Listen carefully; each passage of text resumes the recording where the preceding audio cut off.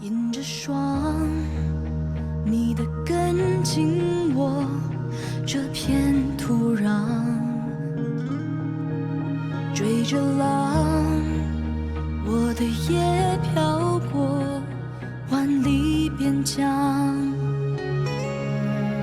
遥相望，岸的尽头是地久天长。当相遇又别离，当相依又远去，我不曾忘记。剪影刀光，划破斑驳的天空，夺下的梦，破碎在风中，长风破浪，看千帆横渡桑田沧海，戎装红着飞扬，凝固冰雪那凉，忘了有缘一场，唯愿你在身旁，不负春光，就算天边相连，陪你天涯中间，看萤火落双肩，红尘不悔无憾。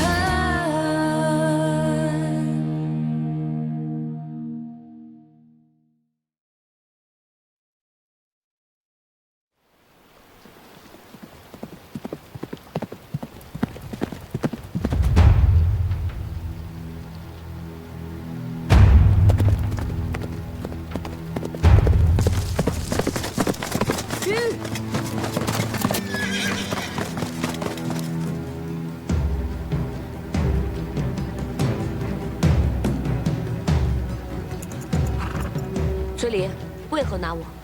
勾结外贼，勾结镇西军，怎么还不认罪吗？证据呢？这，就是镇西军的李逆写给你的密信。你私自将瀛州被围之事一五一十地告知了镇西军，这信上写的是清清楚楚。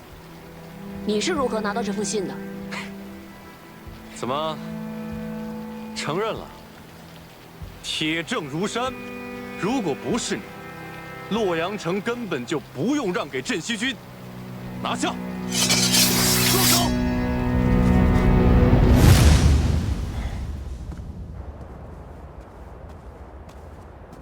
石七郎，你可算回来了。出什么事了？接到军中急报，李俊和李兰已经率军兵临洛水。看来，这孙敬早就撤出了围困我兄长的兵马。我那两位兄长，果然是不负所望。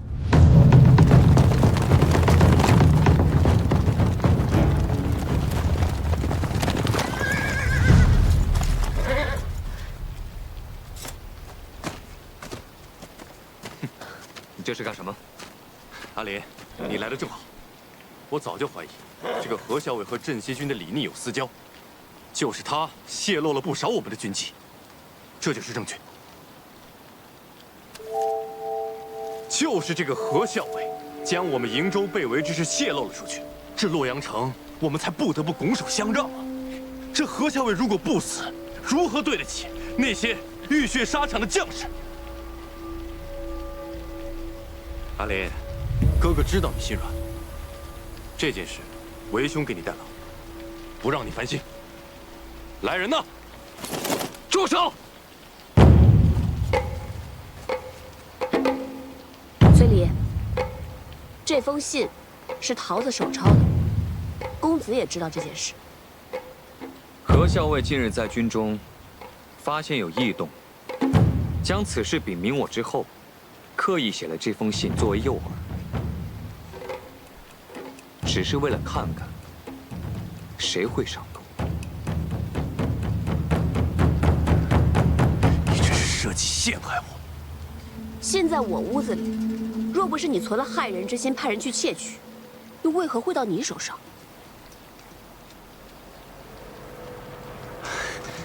阿林，我这么做实在是因为他所作所为太可疑了。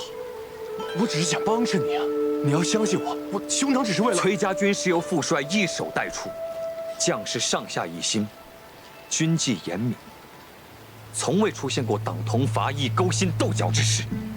崔林，自你前来，几次三番构陷同僚，你以为你的那些小动作、小心思，我真的察觉不到吗？构陷同僚，按照崔家军军纪如何处置？构陷同僚者，褫夺军权，杖责30。崔离麾下5000士兵，暂交阿术统帅。念在你是初犯，杖责就免了。阿莲，走。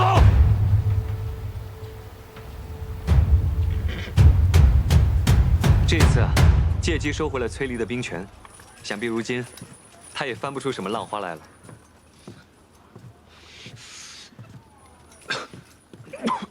公子，没事吧？是不是刚才在外面站久了，受了寒气？我叫桃子来给公子诊脉吧。阿英，今日出营，你究竟去了何处？我去见了李逆。李聂是镇西军主帅，你不应该一而再、再而三的私下去见他。我知道，我现在说这些话你不爱听，可是就像今天你看到的这样，我们原本设好了局，等着引蛇出洞，你私自外出，崔离才提前拦截了你。万一他真的动手了怎么办？公子放心，就一个崔离，他奈何不了我。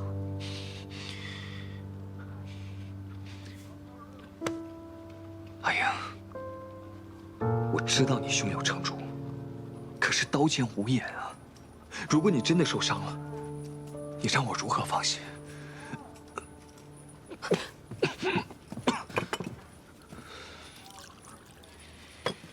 公子，快，先喝杯茶，快喝。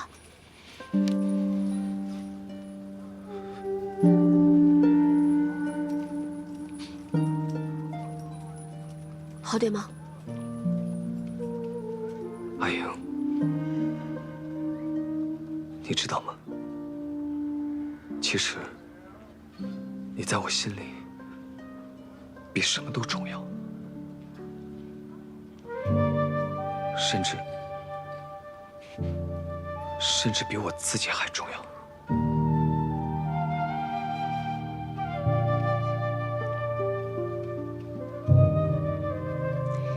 你我从小一起长大，我一直都把你当做兄长看待，所以，于我而言，你也很重要。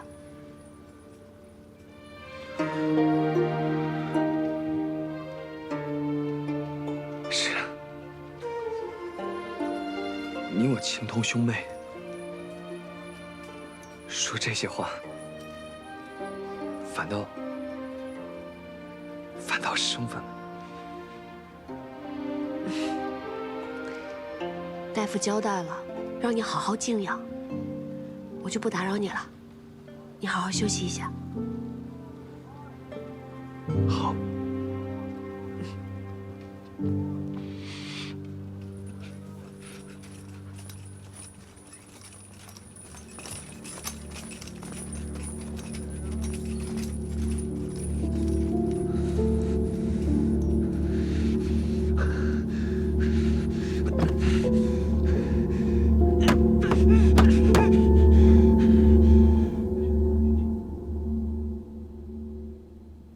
最迟明日，李俊和李来就会率军抵达洛阳。他们二位向来是志大才疏，又嫉妒你的战功赫赫，此次前来必定是来意不善。石七郎，拿个主意吧。既然兄长们都来了，那我们就走吧，把这个洛阳城让给他们便是。把洛阳城让给他们？洛阳是咱们辛辛苦苦打下来的，而且又以3城换崔家军退出洛阳，现在就要拱手相让吗？兄长们驻守洛阳城也是一样的，兵贵神速，咱们就去统关。那怎么能一样呢？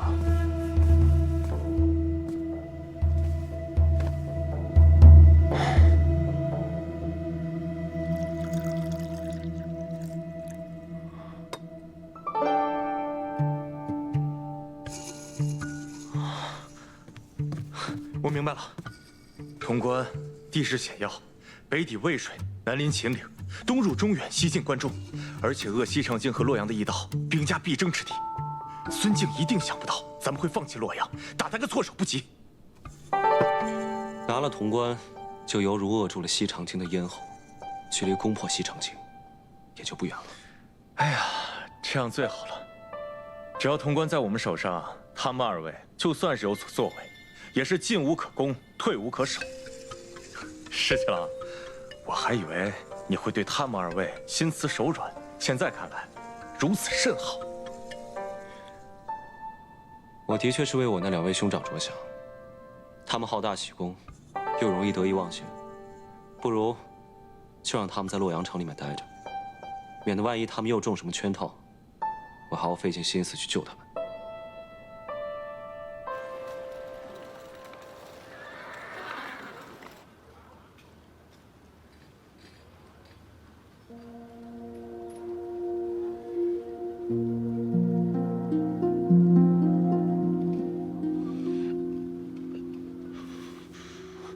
公子，你醒了。何校尉呢？啊，他昨晚都在自己的营帐中，未曾出去。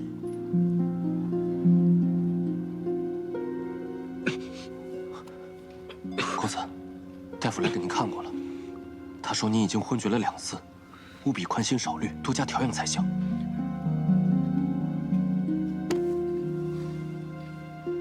我知道您心里还放不下何校尉。但是他迟早会明白，这世上对他最好的人就是公子你啊！他那样聪明，我对他好，他自然能感受得到。那公子你更该放宽心了。校尉他并不是知恩不报的人，昨日您不顾生病去救他，他看在眼里，定会感动的。可是我偏偏想要的，从来都不是他的感动和回报。三郎，你别再喝了，你一夜未眠，只怕有损身体呀。好你个崔林，联合何氏，设计骗我，逼我交出了军权。眼下看来，他们已经对我起疑了。日后再想行事，怕是不易了。三郎，刚刚接到密报，镇西军那边又给何氏送信了。翠林知道吗？密信直接送到了何氏的营帐，主帐那边并不知情。这回，咱们还要派人去探查吗？经过昨日之事，何氏或许会放松警惕，能够探查到什么也未可知。只要崔林还在，想对何氏下手就不是个易事。不过，如若真能探查到什么情报，倒也是有利无害。命人再去探查密信的内容，万不得露出任何蛛丝马迹。日暇无事，常玩赏亲笔所绘皇孙劳作图，可否相赠玉容一幅，免皇孙形单影只。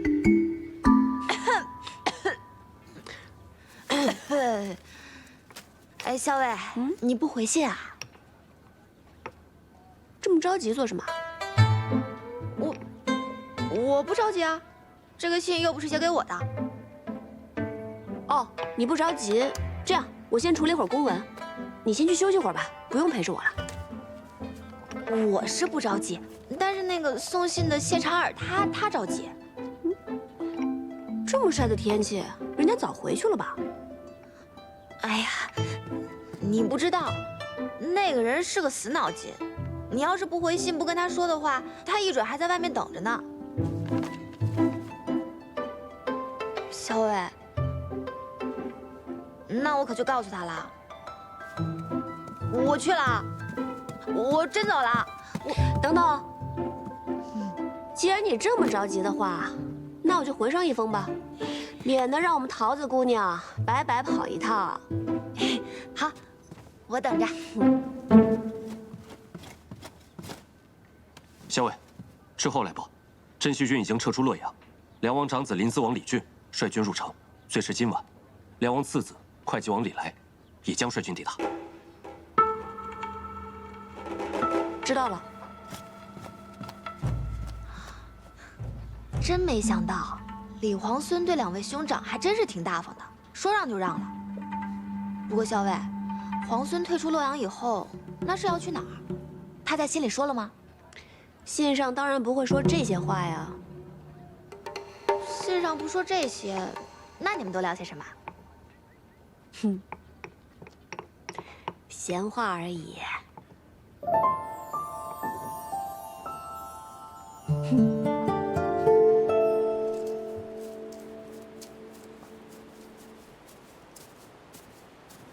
哎，桃子姑娘，那，这是我们校尉回给皇孙的信。多谢桃子姑娘，那我先走了。啊？你这就走了？那不然呢？那这什么？这是本姑娘亲自调配的金疮药，外面可是买不到的。我想着你平常行军打仗的，总会有些磕磕碰碰的时候，你用了这个，保证好得快。谢谢桃子姑娘，你真好。你说什么？我走了。谢谢了。傻子。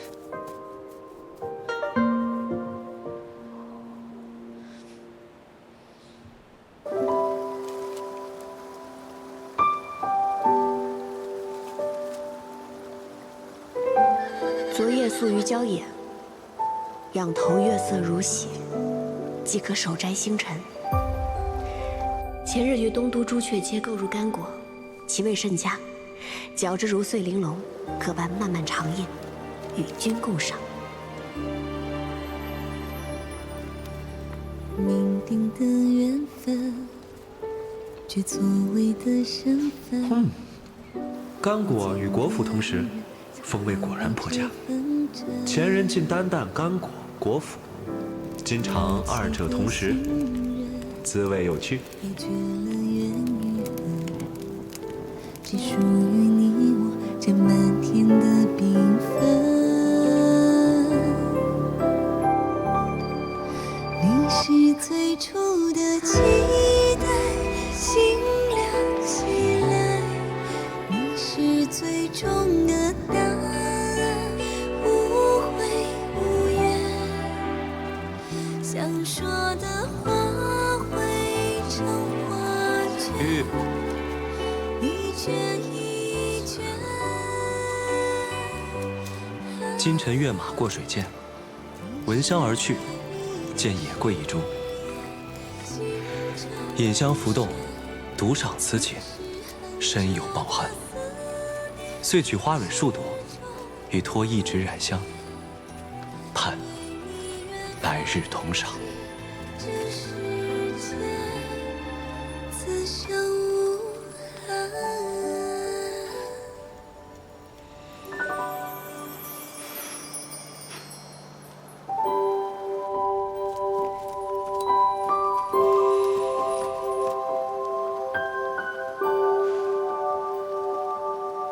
哎，校尉。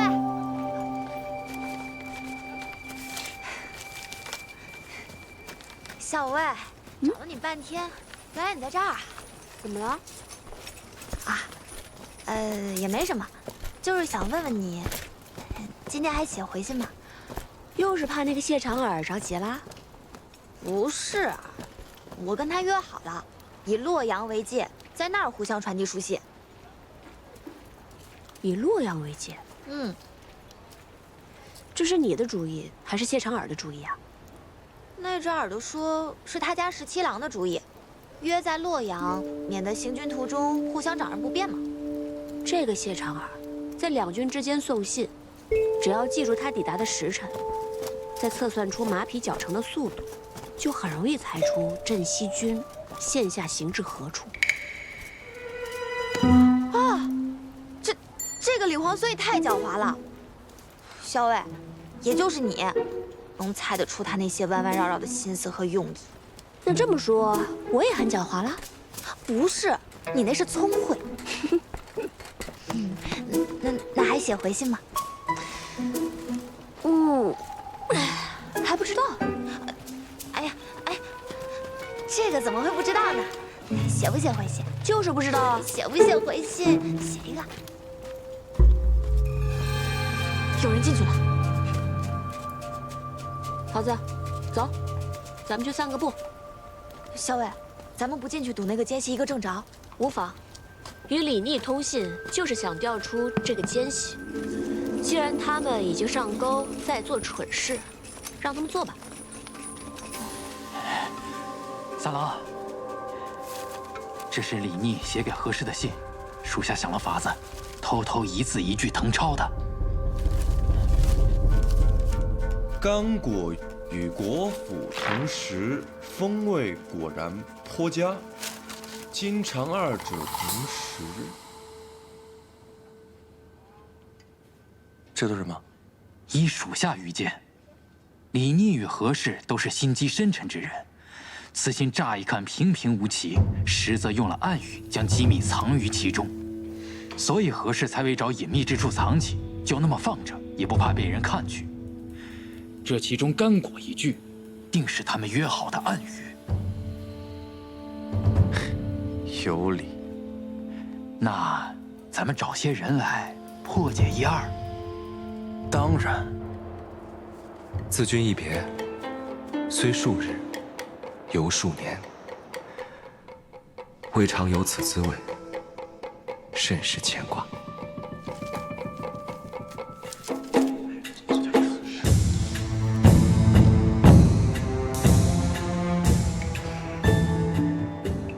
有时见水中蛙甚肥美，捕食鱼之，烤而食之，熄火后过剩，略有焦糊。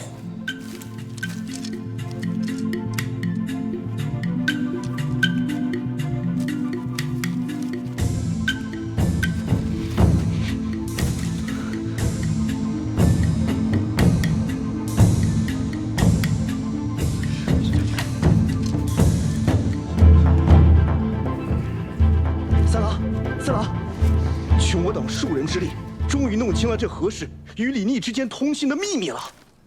说，皇孙李逆自出劳兰关，最擅长的便是长途奇袭、声东击西。这次，他主动离开洛阳，肯定也是想用这一招。有道理。继续说。三郎，请看，这封信是何氏最新收到的。捕10余只，这在水中，不是指目标宿在湖边吗？10字分拆，不正是指合而为之吗？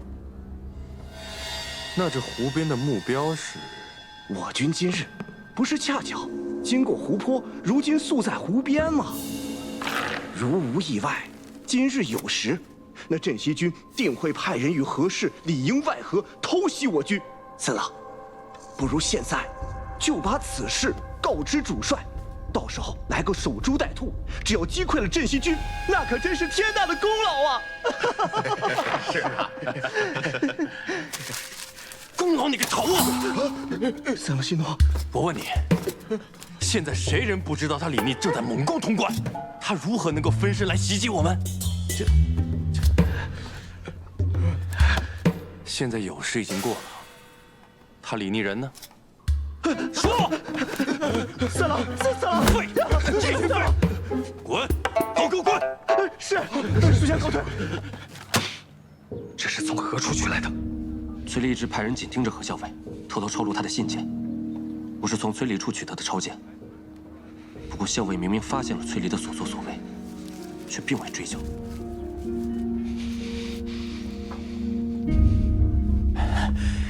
三郎息怒，属下忽然想到一件要紧的事。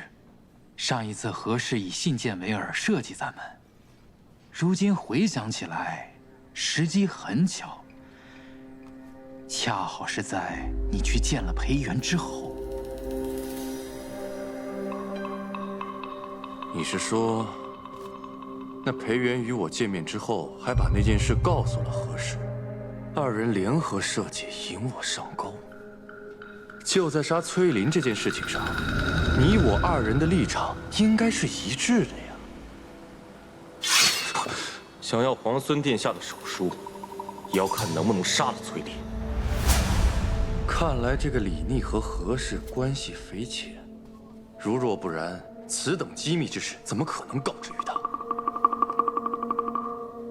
之前还想着借李逆之手除掉何氏，现在看来，他不仅不会帮忙，还会与我为敌呀。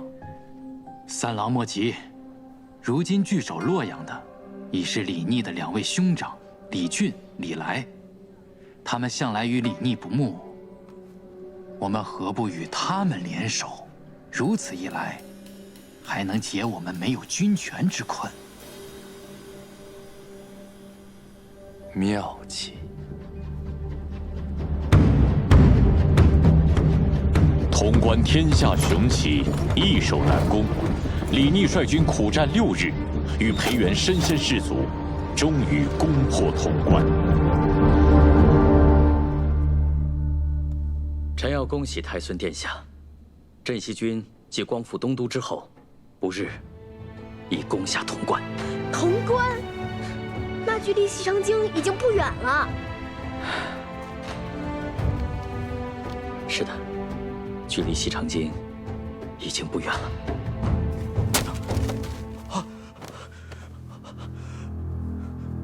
李逆不与兄长相争，直接放弃了洛阳。500里奇袭，强攻潼关。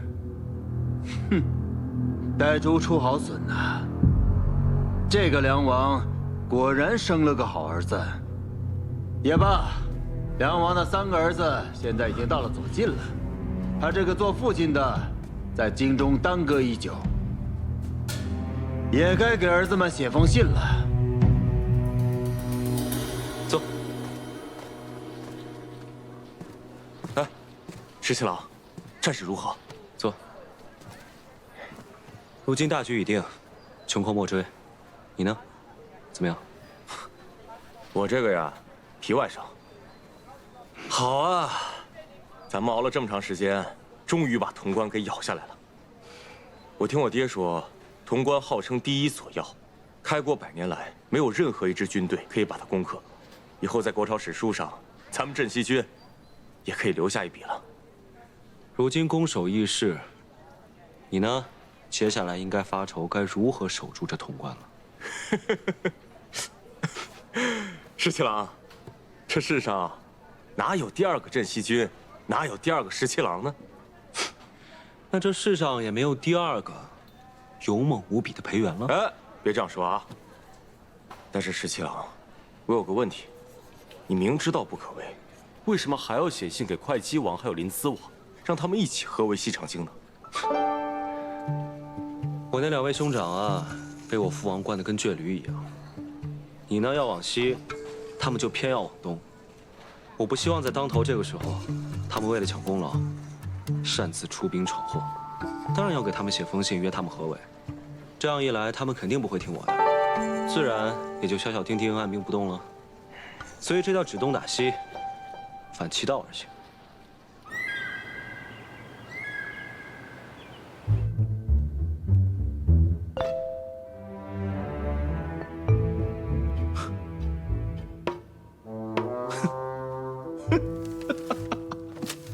大哥，这信上怎么说呀？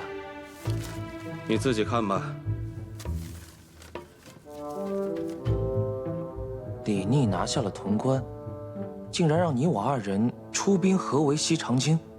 大哥，他这……李逆仗着自己有攻克潼关之功，竟敢对你我兄长2人那是呼来喝去。大哥，这呼来喝去事小，只是出兵围剿西长京，此事要慎重啊！只怕他是要借我们的兵力，给他做嫁衣啊！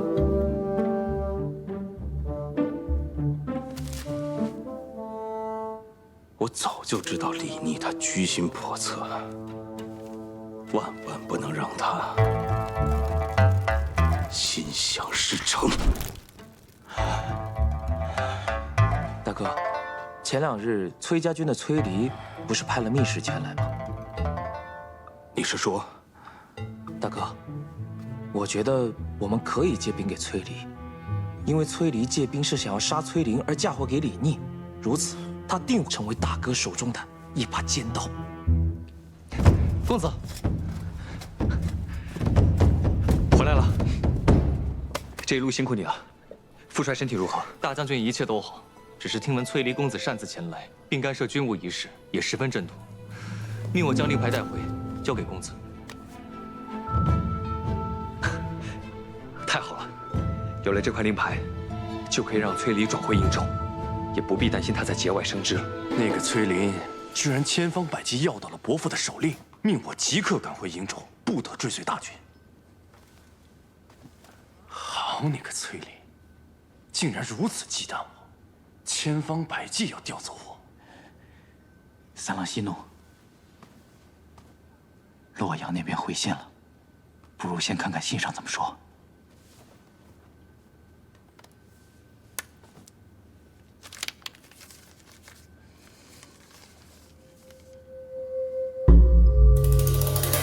三郎，怎么说？李俊已答应派兵助我击杀崔林，一旦事成，便封我为魏阳大将军。恭喜三郎，恭喜大将军！只要崔林一死，由我统帅崔家军便是顺理成章。届时，再把一切的事情都嫁祸给李逆，一箭双雕，天衣无缝。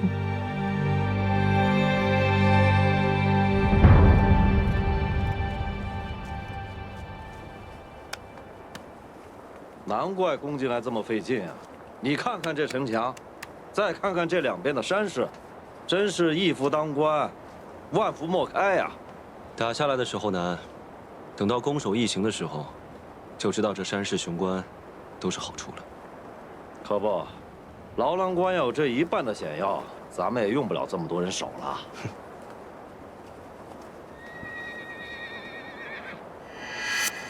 哟，是不是又有信来了？石七郎，你怕是望眼欲穿了吧？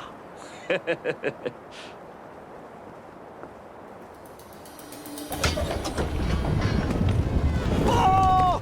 西城进信使到！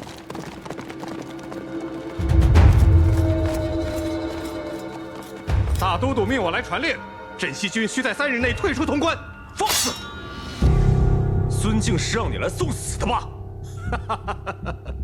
小裴将军，我既然敢来，那就不怕送命。哼，另有梁王手书一封，带给皇孙。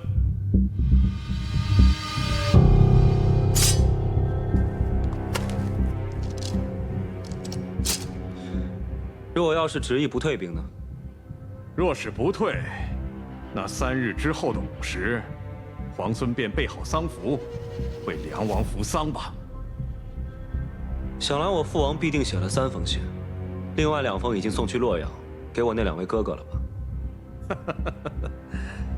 是，就是不知皇孙和2位兄长相比，谁更有孝心一些？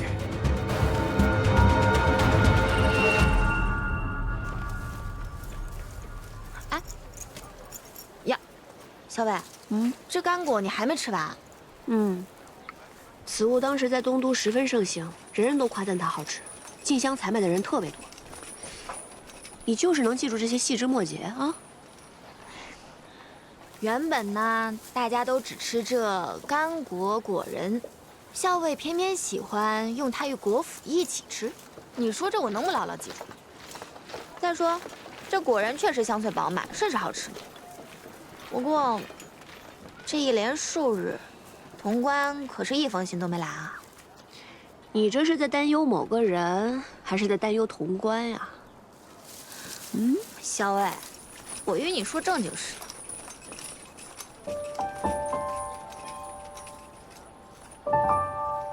大概京中出事，他也没心思写信了吧？小伟，他是谁呀？他是谁呀？哎，他是谁呀？他是谁呀？嗯，吃干果还堵不上你的嘴啊！不说了，不说了。他是谁？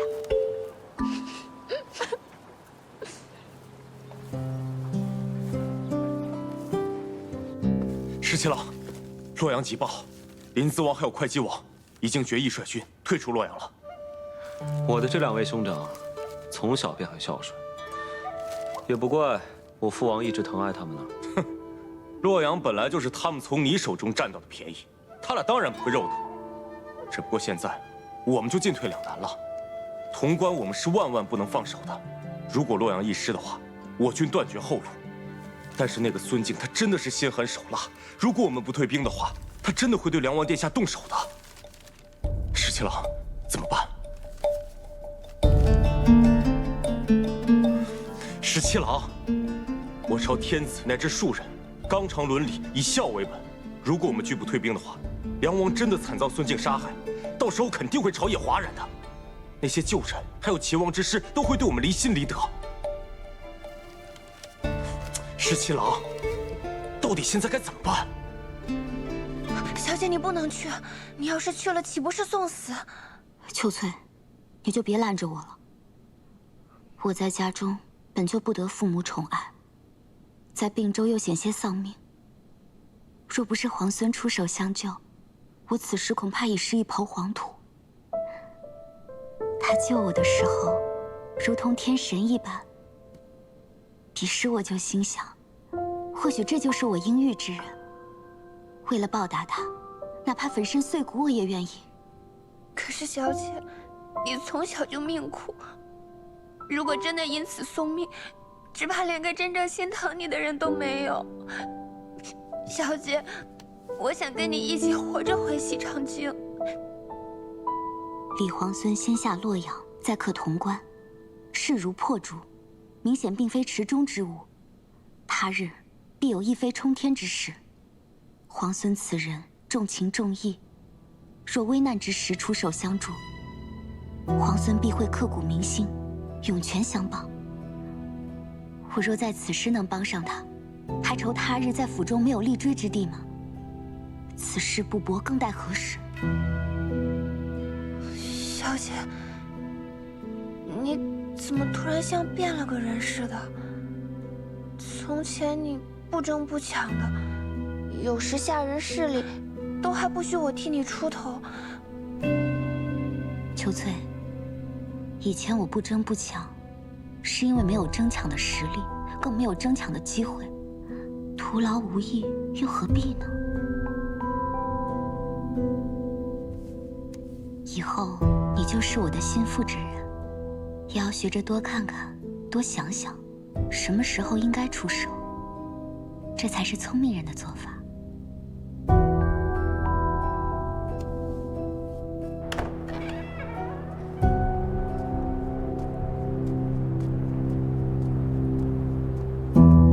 见过将军，见过小裴将军。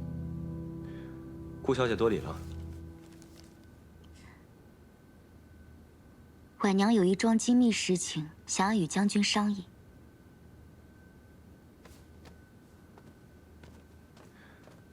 顾小姐，请说。婉娘听闻京中孙贼以梁王殿下胁迫将军，婉娘愿赴西长京，待将军设法周旋，救出梁王殿下。你有何计谋？京中旧族世家众多，皆心向着国朝。只是孙贼势大，忍气不敢言，请将军赐一信物，婉娘回京后以将军之名，暗中联系士族，重金收买宫中守卫，或许得法能救出梁王殿下。不行，这样太冒险了。万一要是被孙敬知道，又或是被人告密，你会丢了性命，甚至连累。婉娘不怕死，若是为忠义而死，婉娘死有容焉。便是家父将军亦是知道的，他绝不屈于孙贼，定然也会赞成婉娘此举。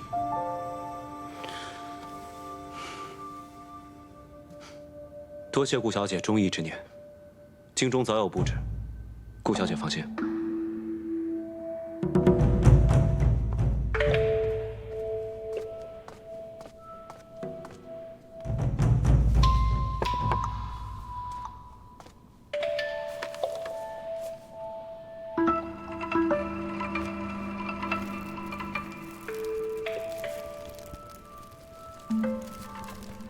锦娘，你说这封信是放在桌子上，并不知是谁送来的。娘娘，会不会是大都督设下的圈套？不像是。这封信尽是阴郁，每一个字都不露其意。可是我也却明白他信中所求何事。我觉得李逆他是想同我联手的。想必他已经策谋良久，终于有把握去救出梁王。娘娘，那咱们自然得帮他。按照信中所说，将兰花搬到窗口之下。是。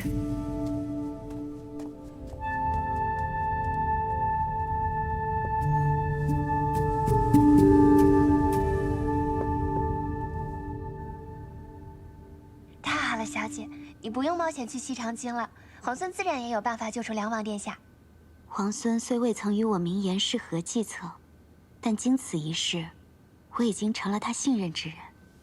那小姐是打算？皇孙与那崔家军中何校尉往来颇多，似有情谊。幸好崔家军已经折返瀛州，日后相隔万里。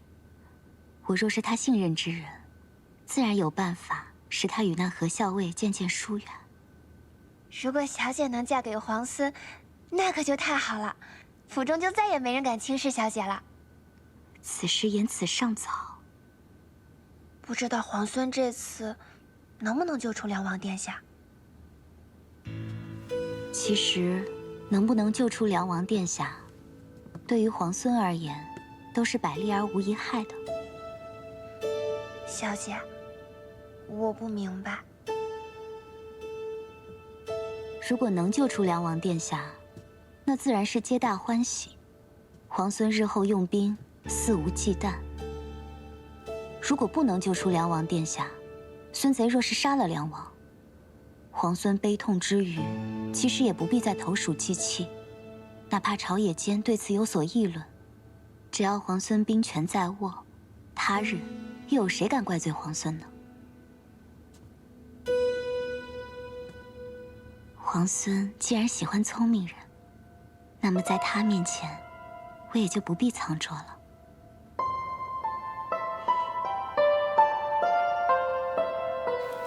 你说李皇孙会像他的兄长们那样退出潼关吗？你猜呢？仗要是打败了，还能东山再起；可人心要是丢了，就很难捡回来了。他的哥哥们都要退出洛阳了，皇孙要是不为所动，那就是千夫所指。我猜他会退。李逆素来会谋算，他早有救出梁王之意。孙敬对梁王看守必严，要救出梁王谈何容易啊！所以确实要好好想想办法，而且要天时地利人和。不过我看这李皇孙，怕是已经要凑好天时地利人和了。天时地利人和，如何才算得上是天时地利人和？桃子，你记不记得，你曾经配过一种药？撤！何校尉，撤！校尉，校尉！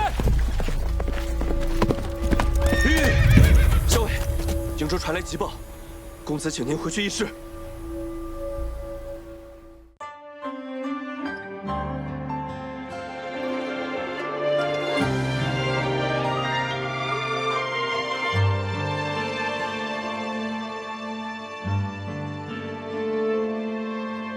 如果忘了流年萤火，等回忆碎了沉默。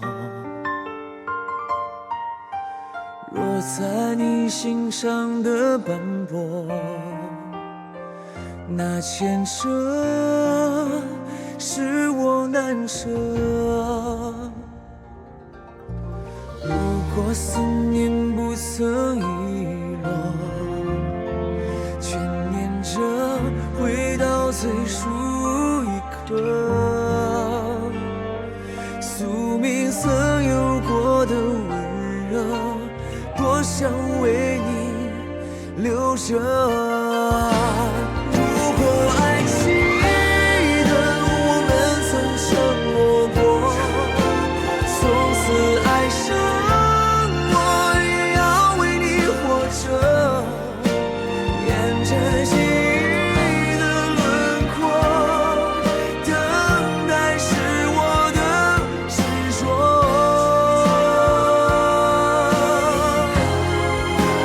如果爱记得为你守的承诺，颠覆了因果，我会为你爱着，